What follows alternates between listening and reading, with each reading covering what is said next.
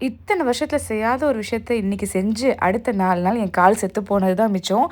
இம்தி வந்து ரொம்ப நாளா வாக்கிங் போலான்னு கூப்பிடுவாங்க. நான் வரவே மாட்டேன்.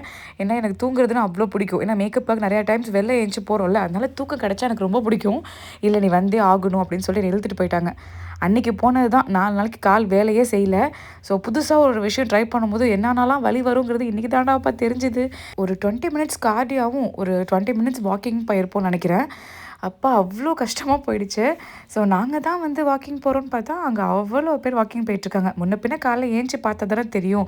ஸோ ஒரு 8000 ஸ்டெப்ஸ் கிட்ட கம்ப்ளீட் பண்ணியிருந்தோம். வேர்த்து ஊத்த ஆரம்பிச்சுச்சு. அண்ட் நாங்க கொஞ்சம் லேட்டா போனதால பார்த்தீங்கன்னா, நல்லா வெயில்ல வேற நடக்கிற மாரி ஆயிடுச்சு. நான் நிஜமாவே போனது இந்த ஜூஸுக்காக தான். இவங்க கிட்ட வந்து நெல்லிக்காய் ஜூஸ் ரொம்ப நல்லாயிருக்கும். அப்புறம் கம்மங்கூழும் குடிச்சிருந்தேன். அவ்வளோ டேஸ்ட்டா இருந்துச்சு. நிஜமாவே இந்த 1 மணி நேரம் கஷ்டப்பட்டதுக்கு இது ரொம்ப சூப்பரான ஒரு விருந்துன்னே சொல்லுவேன். ஸோ அத முடிச்சுட்டு அப்படியே வந்து காலையில மீன் வாங்க போலான்ட்டு மீன் வாங்க போயாச்சு.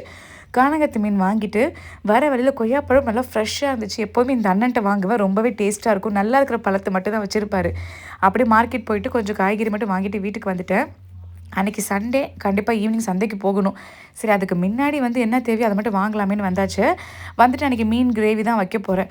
போயிட்டு ஒரு நல்ல குளியல போட்டு வந்துட்டேன். அதுக்கப்புறம் தான் நோட்டீஸ் பண்ணேன், "என்னடா இப்படி கரு கருன்னு கருவண்டு மாரி ஆயிட்டு" அப்படின்னு. அந்த ஒரு 1 மணி நேரம் வந்து அந்த வெயில்ல வாக்கிங் போனது செம்ம ஸ்கின் டேன் ஆயிடுச்சு. நெக்ஸ்ட் விளாக்ல பார்க்கலாம். பாய்.